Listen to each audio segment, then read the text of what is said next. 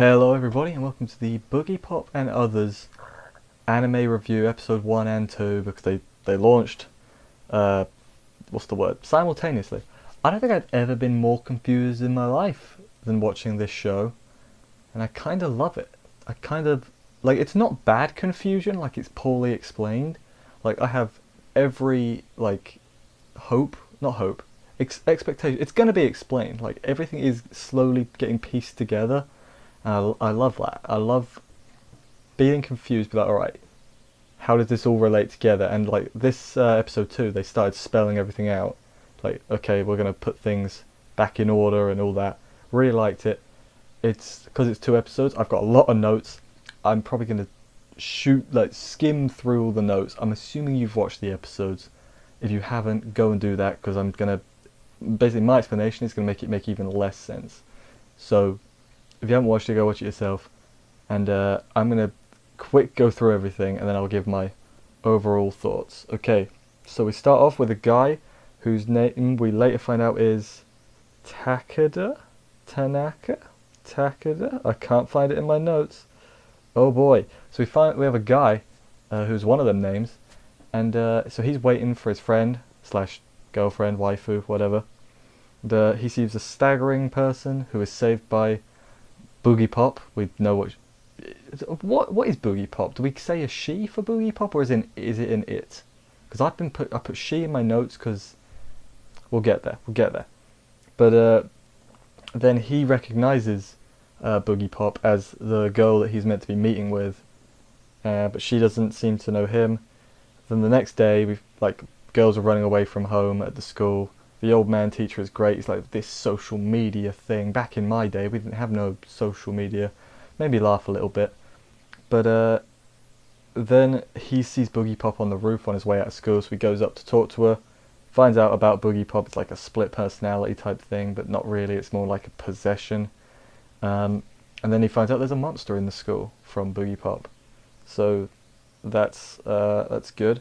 But then the next day, or I believe it's the next day, we have a different class, and some girls are basically talking. They think that Boogiepop kills pretty girls at the height of their prettiness. So they've heard of Boogiepop, but they think it's doing something different. Also, throughout episode 1, there's sporadic cuts of a mutilated corpse and Boogiepop looking at it. So again, episode 1 I was really confused, but episode 2 it kind of all started coming together more. So I like that more. But then in this new class we have a girl called Suema, and some girls ask her who they think would be a murderer and all this, and their answer is Kirima Nagi, or Nagi Kirima, yep. But and then another girl is like, hey, I think I'm going to be murdered. So okay, that happens, and then we don't see the rest of them for the rest of the episode, which I thought was pretty funny.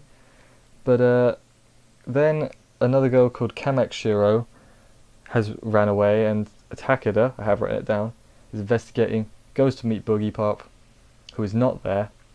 But then we cut immediately after that to meeting Boogiepop, who is there, but it's Boogiepop, not in the outfit, in the school uniform, because the monster's been dealt with, but she didn't do it, someone else did it. So and then Boogiepop goes back, everything goes back to normal, and that's the end of episode 1. I was like, okay, that whole plot got resolved off screen essentially. I was like, what's going on? What's this? That's weird. What's happening? But then episode 2, we start off with Suema, who is walking home with Kyoko, who is the girl that thought she was going to get murdered, and then she gets attacked by someone who we find out later is Kirima Nagi, or just Nagi as I've referred to her in my notes. And then there's Manticore, or a person who calls another person a Manticore, eating a human. And I was like, okay. And then Suema learns about drugs, a weird drug that a bunch of the people that got disappeared were taking. And Kirima Nagi is the one that told them to forget about the drug, and she actually was the one that attacked them, but she was actually trying to save them, I believe. And then Nagi's dad wrote the murder books that Suema was looking at, And I'm glancing at my notes a lot because there's a lot to it. But then we find the monster, the Manticore, and it teams up with a student who, I don't know why he teams up with. Well, it was a boy at the time, then it cloned itself to become a, not cloned itself, disguised itself essentially as a girl. And that the guy is Sautami, the evil guy, and he's like they're like him and the Manticore have a thing. I don't want to say a relationship, but they're holding hands and stuff. But one's like a evil, it's eating people. It's not good. So I was like, okay, that's odd. But then they can't make him.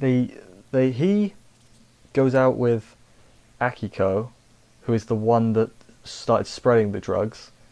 But But then he drugs her, and then she gets kind of possessed, or enslaved is a good word. Enslaved by the demon thing, the Manticore, to cry out drugs, and she's possessed, so she's going to go give out more drugs. And then they're like, let's make more slaves, but they can't do it. And while this is going on, Nagi is onto them. So she started asking around, where is Akiko, where is all these other people? So she's investigating and is onto them, essentially. And then they're in the shed, and a girl walks in and is like, hi, Echoes. And then they were like, no Echoes, and just murdered the girl. Echoes was the staggering man from the beginning of episode 1, and he was helped by the girl, whose name I don't have, but she's Nagi's friend, and she dies, as I said. So she goes to Nagi and asks for help. Echoes is from space, and he came to test the humans, and the Manticore is a clone of Echoes. And then at the end, Nagi goes to talk to Echoes because she can't find a friend who is dead.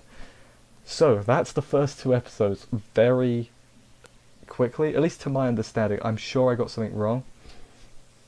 So I guess music's good. I'll talk about that. Animation looks fine. It's not blowing me away, but it's not bad. It's fine. What else? Plot I can't really talk about because, like I said, I am confused, but I'm meant to be confused. It's meant to be difficult to. It's not spelling it out like A. It's not in chronological order, is it? It's a bunch of cut to here, cut to here, cut to here, go back up here, over there. What's that over there on the right? It's a lot of that, which some people are gonna absolutely hate. They're gonna be like, no, I can't follow this, and that's fine. If you can't follow it, don't follow it. I'm struggling, but I feel like when it all comes together, it's gonna be much worth it. So, and I'd still like to know kind of what Boogiepop is, but I feel like the mystery of that is going to be a longer thing. We're not going to find that out for a while. I could be wrong. The focusing on multiple characters is all right, but I feel like we needed more introduction as to who these characters all were, because they kept just saying names and stuff, and I'm like, I don't know who that is. Am I supposed to know who that is? I don't. So maybe it could have done that a little bit better. But other than that, it was an intriguing start, and I'm like, I'm invested. I want to see where this goes, and I don't know where. It's unique. That's a good thing. That's a good way of putting it. It is unique. I can't really think of anything else I've watched that's quite like this, or handles itself quite like this. So I think it's like a remake, or maybe not a remake, but it's there was another Boogiepop anime a long time ago. Probably wasn't that long at all. But yeah, I haven't seen that, so maybe that's why I'm confused, but I think it's closer to a remake than a follow-on. So yeah, that's basically what I think so far. Let me know what you guys think, and man, hopefully I'm not confused by the end of this, because my brain cells, man, I'm like, see you next week for episode 3. I think they're only doing 1 a week now. That would make sense. Bye guys.